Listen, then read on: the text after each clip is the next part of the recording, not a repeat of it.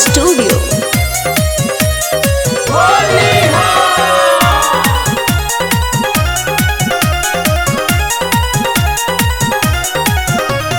होली खेले गइल रहली भौजी जादव जी के टोलिया।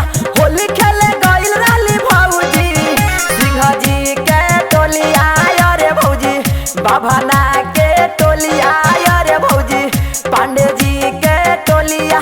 अहिरा के बेटा ये भौजी रंग दे रस चोलिया। जादव जी के छोड़ा ये भौजी फारले बा चोलिया।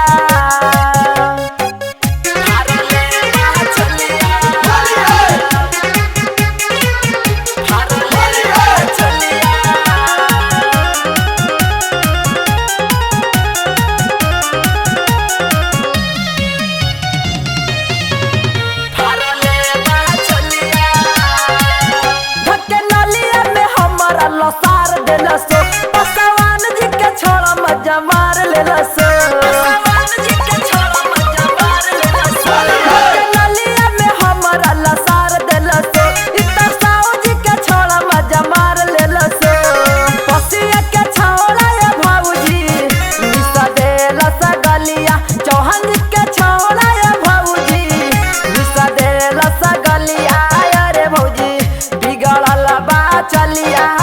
भौजी टूटल काना बलिया। जादव जी के छौड़ा ये भौजी फार देलस चोलिया। अहिरा के बेटा ये भौजी रंग देलस चोलिया।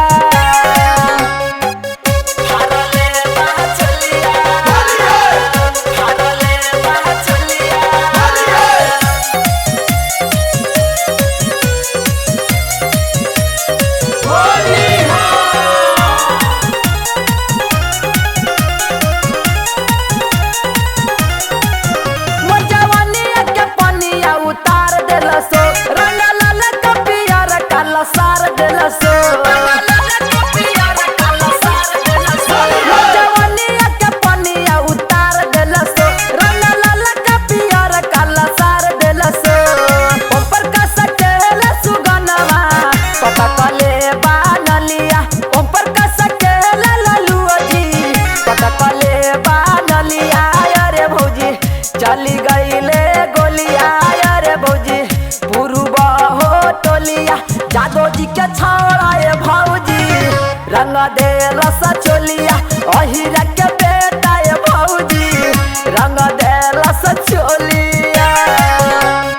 होली खेले गइल रहली भौजी जादव जी के टोलिया।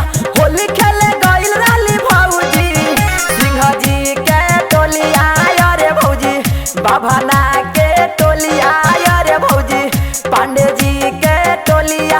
अहिरा के बेटा ये भौजी रंग दे रस चोलिया। जादव जी के छोड़ा